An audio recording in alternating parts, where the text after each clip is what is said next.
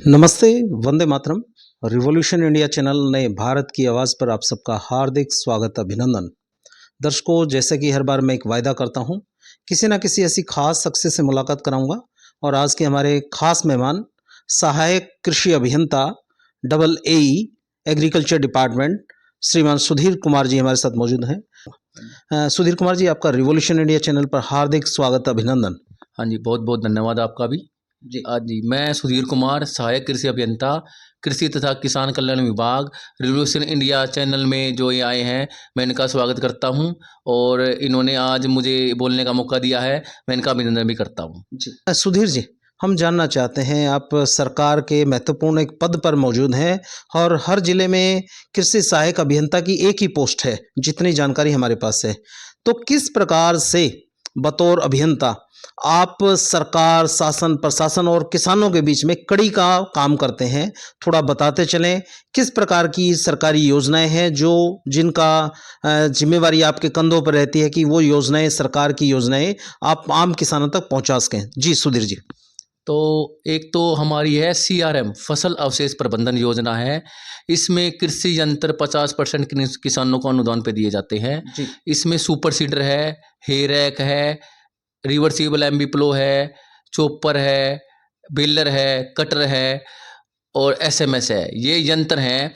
इन यंत्रों पे 50% अनुदान किसान को दिए जाते हैं और वो किसान फिर अपने खेत में 2 प्रकार के मेथड है। इन सीटू मीन्स यानी कि खेत के अंदर मिलाना। जी तो वो 6 प्रकार के यंत्र हैं जिससे सरकार उस पे 1000 अलग से अनुदान दे रहा है। मान लो कोई किसान आग नहीं लगा रहा और अपना जो अवशेषों का प्रबंधन खेत के अंदर ही कर रहा है, जैसे रोटावेटर है, cultivator, harrow, happy seeder, zero till, super seeder, Paltu. अगर ये यंत्र आप कोई भी किसान खेत के अंदर मिलाएगा और उस पे सरकार 1000 रुपये किसान को अनुदान दे रही है। दूसरा है एक्सक्यूटिव मेथड। एक्सक्यूटिव मेथड क्या है? बेलर के द्वारा गांठ बनाना, यानी कि जो है उसको बाहर निकाल के गांठ बनाते हैं, उसके ऊपर भी सरकार 1000 रुपये किसानों को अनुदान दे रही है। तो मेरा किसान भाइयों से यही अनुरोध है कि वो फसल अवशेष में आग ना लगाएं और जो सरकार की स्कीम है वो 1000 रुपये वाली, वो उसका भी लाभ उठाएं। दूसरा, जो 50% सब्सिडी है कृषि यंत्रों पे आती है, उसके लिए भी लाभ उठाए। किसान आवेदन कैसे करे? या ज़्यादा किसान ये सोचते हैं कि ये स्कीम तो आ गई, लेकिन हम इसके लिए आवेदन कैसे करें? तो हमारा एक पोर्टल है www.agriharyana.gov.in। इस पर आवेदन ऑनलाइन निकलते हैं। उसके लिए दस्तावेज क्या क्या चाहिए वो मैं आपको बताता हूँ। सबसे पहले तो आधार कार्ड, किसान का आधार कार्ड होना चाहिए। दूसरा पैन कार्ड, किसान का बैंक खाता, मेरी फसल मेरा ब्यौरा पे पंजीकरण, यानी कि कोई भी कृषि विभाग की स्कीम है उस पर मेरी फसल मेरा ब्यौरा पर पंजीकरण होना अनिवार्य है। और ट्रैक्टर की RC और जमीन, यानी कि किसान के नाम कितनी जमीन है। तो ये दस्तावेज हैं। किसान किसी भी CSC सेंटर पे, या आजकल टेक्नोलॉजी का जमाना है, सभी के पास टच के मोबाइल है, तो किसान अपने मोबाइल से भी ये आवेदन कर सकता है। तो ये जो स्कीमें हैं इसका किसान ज़्यादा से ज़्यादा लाभ उठाएं। पिछले साल मैं जैसे पानीपत जिले में हूँ, पिछले साल हमने फसल अवशेष प्रबंधन में कृषि यंत्रों के 5.5 करोड़ रुपए किसानों के खातों में डाले हैं। और जो फसल अवशेष प्रबंधन है 1000 रुपये जो इंसेंटिव वाली स्कीम है, जो मान लो इन-सीटू और एक्स-सीटू, उसके 3 करोड़ रुपए किसानों के खातों में डाल रहे हैं। अब भी एक स्कीम निकली हुई है इन-सीटू एक्स-सीटू, उसके आवेदन करने की अंतिम तिथि 20 नवंबर है। किसान सबसे पहले तो मैंने बताया था आपको, मेरी फसल मेरा ब्यौरा पे पंजीकरण करवाए। मेरी फसल मेरा ब्यौरा पे पंजीकरण करवाने के बाद हमारा एग्रीकल्चर विभाग की जो साइट है उस पर जितने किले हैं उससे वो आवेदन कर सकता है और 1000 रुपये का लाभ उठा सकता है। अब फसल अवशेष जो जलाते हैं उसके नुकसान बताता हूँ मैं आपको, किसान भाइयों को। जो किसान भाई फसल अवशेष जलाता है, एक तो जैसे बरसात के मौसम में पहले केचुए आया करते, तीज आया करती, वो बिल्कुल विलुप्त हो गई है। जो मित्र कीट है, जो किसान के मित्र होते थे, जब किसान आग लगाता है तो सारे के सारे नष्ट हो जाते हैं जल के। इससे क्या है, जो खेत की उर्वरा शक्ति है वो दिन प्रतिदिन कमजोर होती जा रही है। एक वो है कि पर्यावरण प्रदूषण, यानी कि जो फसल अवशेष में आग लगाते हैं उससे पर्यावरण प्रदूषण फैलता है, हानिकारक बीमारियां फैलती हैं, जैसे स्किन डिजीज होगी और आँखों में जलन होती है, जैसे कई बार जलन आँखों में जलन होती है, त्वचा वाली पर वो होगी, और दमे वाली प्रॉब्लम है। तो ये बीमारी एक जो है, मान लो किसान फसल अवशेषों में आग लगाते हैं, तो जो जमीन के अंदर 16 प्रकार के पोषक तत्व होते हैं, जैसे नाइट्रोजन, फास्फोरस, कैल्शियम, मैग्नीशियम, यानी कि अलग, तो वो जो है सभी के सभी नष्ट हो जाते हैं जी। तो मेरा किसान भाइयों से यही अनुरोध है कि फसल अवशेषों में आग ना लगाएं, और सरकार की जो महत्वाकांक्षी योजनाएं हैं उसका ज़्यादा से ज़्यादा लाभ उठाएं। और मैंने एक काम और कर रखा है, पानीपत जिले में 1000 किसानों का व्हाट्सएप ग्रुप बना रखा है। ठीक है, मेरे विभाग की नहीं, किसी भी विभाग की कोई भी वो आती है, आवेदन आते हैं, यानी कोई भी योजना आती है, मैं ग्रुप में डाल देता हूँ। बहुत मेरा कार्य कर रहे हैं आप। मेरा क्या, और दूसरा है अखबार के माध्यम से भी प्रचार किया जाता है। कोई भी स्कीम आती है अखबार के माध्यम से भी प्रचार किया जाता है। किसानों के कैंप लगाए जाते हैं, स्कूलों में बच्चों को भी मोटिवेट किया जाता है, क्योंकि हमारी जो यंग जनरेशन है, अगर हम उनको बताएंगे, अगर हम अपने जनरेशन में बताएंगे तो वो अपने माँ बाप को बताएंगे।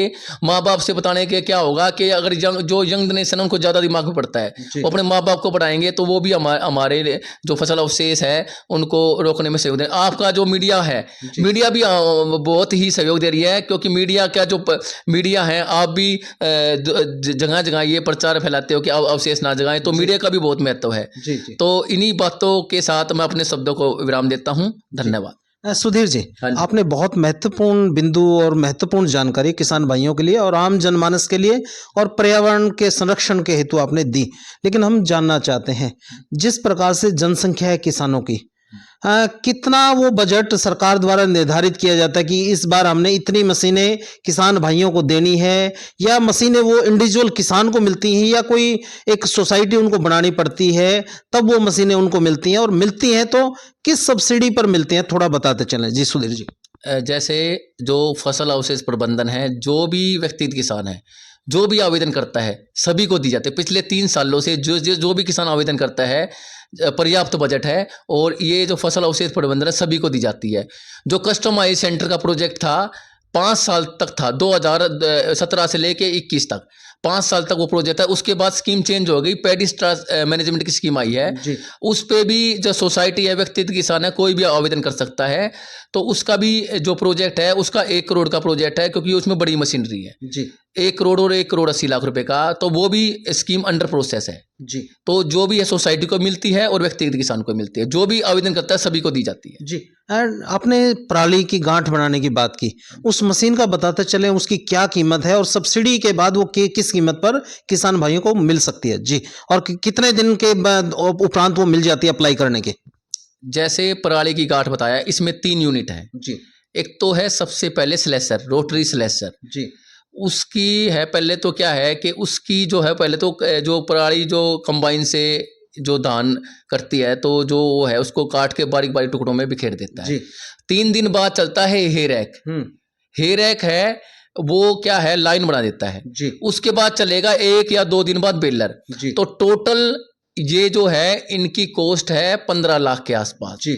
और इस पे 7.5 लाख रुपए हरियाणा गवर्नमेंट सब्सिडी दे रही है जी जी। 50% सब्सिडी दे रही है। और इससे क्या है कि किसान जो पराली है अपनी इंडस्ट्री में बेचते हैं और अपनी आय को डबल करते हैं जी जी। हाँ जी जी। सुधीर जी, आपने बहुत महत्वपूर्ण जानकारी दी, उसके लिए आपका हृदय से बहुत बहुत आभार। और मैं किसान भाइयों को इसी सोच और इसी विचार के साथ छोड़े चलता हूं। निश्चित तौर पर जब इस प्रकार के उत्कृष्ट अधिकारी कृषि विभाग में निरंतर कार्यरत हैं, जो अपने स्वतः रूप से ही व्हाट्सएप ग्रुप जी, आप कुछ कहना चाह रहे हैं जी सुधीर जी? अगर जो किसान भाई पराली में 1 एकड़ में आग लगाता है तो वो 2,500 रुपये विभाग को देता है। अगर कोई अपने ये जो आधुनिक यंत्र है मिट्टी में मिलाता है या बाहर निकालता, तो 1,000 रुपये गवर्नमेंट दे रही है। अब फैसला किसानों के हाथ में है, 2,500 विभाग को देना है या 1,000 रुपये विभाग से लेना है। 2,500 वो जुर्माना राशि है, और उससे पर्यावरण को कितना नुकसान हुआ वो एक अलग विषय है जी जी। चलिए, सुधीर कुमार जी ने बहुत महत्वपूर्ण और बहुत अच्छी जानकारी किसान भाइयों और आम जनमानस के लिए दी। आपका हृदय से बहुत बहुत आभार। और दर्शकों को और किसान भाइयों को इसी सोच और इसी विचार के साथ छोड़े चलता हूं। निश्चित तौर पर सरकार की विभिन्न जन कल्याणकारी योजनाओं का किसान भाइयों को लाभ उठाना चाहिए और इसका प्रचार प्रसार सोशल मीडिया के माध्यम से, मीडिया के माध्यम से, समाचार पत्रों के माध्यम से और कृषि अधिकारियों के माध्यम से आम किसान भाइयों तक वो पहुंचे, उस योजना का लाभ, और किसान भाई कृषि विभाग को उन्नति के मार्ग पर प्रशस्त कर अपनी भी स्वयं की आय दोगुनी कर पाए। इस विषय को ध्यान में रखते हुए आप सबको छोड़े चलते हैं। देखते रहिए रिवॉल्यूशन इंडिया। फिर किसी अन्य दिन किसी खास शख्स से मुलाकात कराएंगे। जय हिंद, जय भारत, वंदे मातरम।